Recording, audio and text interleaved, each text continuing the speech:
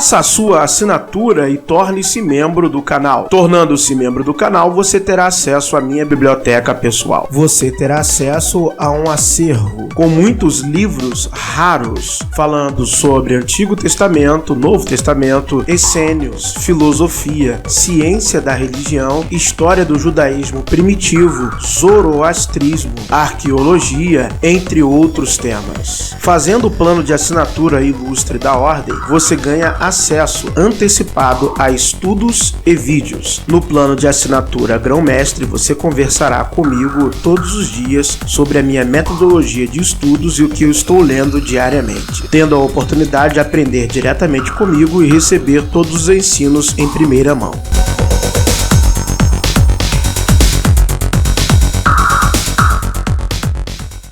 Olá, meus amigos, bem-vindos ao canal Verdades Ocultas da Bíblia e vamos a mais um vídeo falando acerca de arqueologia bíblica aqui neste canal.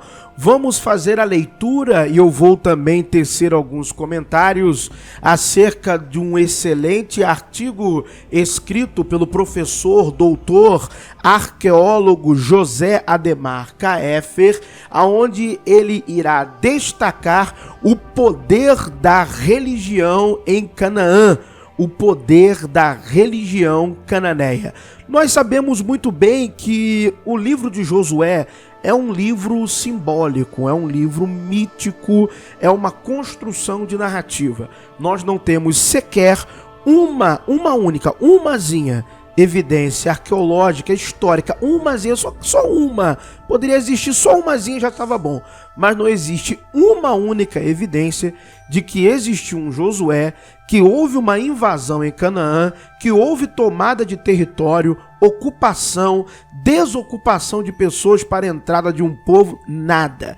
Absolutamente nada. E muito pelo contrário, nós temos no período em que supostamente Josué viveu e lutou e batalhou e travou suas guerras, nós temos muitas evidências arqueológicas de diversos governantes e reis que viviam nessa época em Canaã, que não foram destronados por Josué, que não tiveram terras invadidas por povos estrangeiros no sentido de um povo hebreu, mas muito pelo contrário. Há evidências até de grandes guerreiros locais, reis locais que fizeram história, como é o caso de Labaiú, que nós faremos um vídeo específico sobre ele. Então vamos lá, vamos ver como de fato era a religião de Canaã, como era a dominação na terra. Vamos ler o excelente artigo de arqueologia bíblica do professor José Ademar Kaefer, doutor,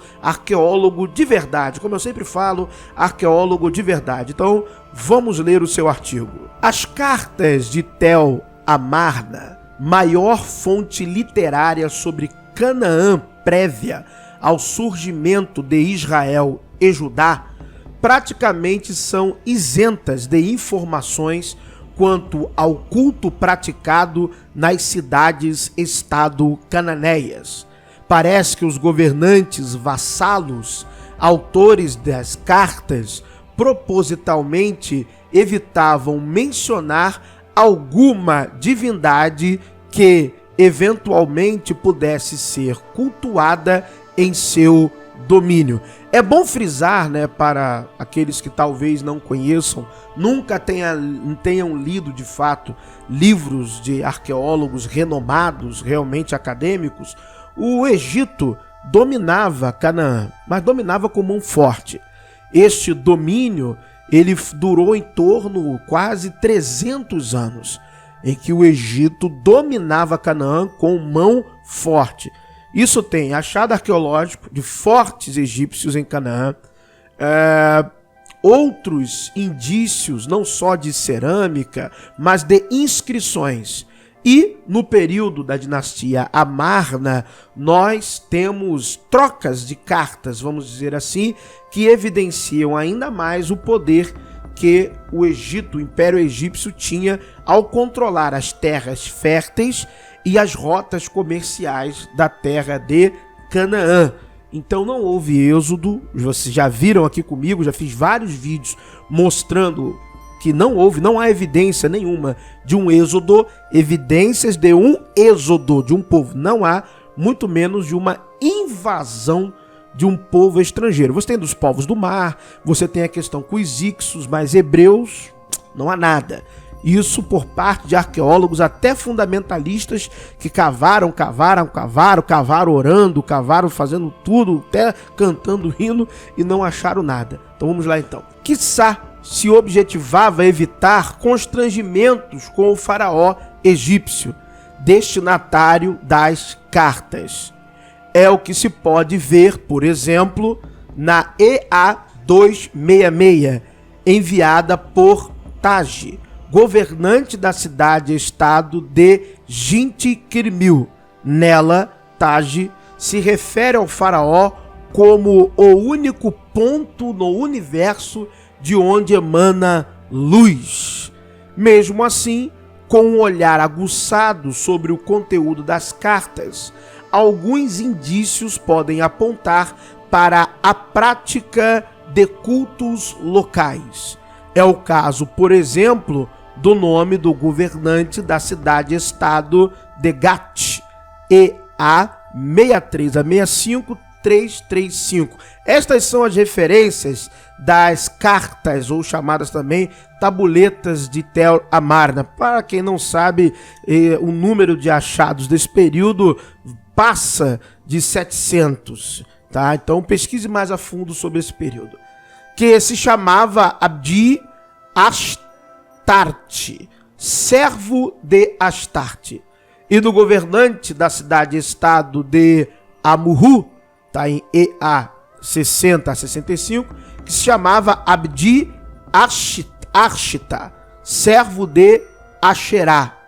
Ou seja, os nomes parecem indicar que nessas cidades-estados se cultuava Astarte e Asherá, respectivamente. Ou ainda das cartas da cidade-estado de Biblos, EA 77, 87, 95, 102, 132, que fazem menção a uma deusa chamada Senhora de Biblos. Kaefer, aí a referência do livro do professor, 2020, página 146 e 150. Se eu não me engano é Kiryat Sefer, né? Se eu não me engano, a cidade dos rolos. Mas não foi destruída lá? Não diz que... diz a Bíblia que essa cidade foi destruída, não está isso lá no livro de Juízes? Ou seja, não foi. Contudo, esse silêncio das cartas de Amarna não significa que nesse período não houvesse a presença de uma estrutura religiosa bastante atuante nas referidas cidade-estado. É o caso de Ugarit, visto anteriormente. Se você não sabe, eu fiz um vídeo anterior também sobre Ugarit e farei vídeos sobre os deuses de Ugarit, beleza? Tudo com referência bibliográfica. Apesar da forte estrutura religiosa existente em Ugarit, as cartas enviadas pelos seus governantes para o Egito não fazem qualquer menção à religião. Foram encontradas 6 cartas em Amarna provenientes de Ugarit, EA 4551. Para quem não sabe, né, Amarna é a capital, né? Akent Aten ou Akent Aton é a cidade de luz que Akhenaton construiu.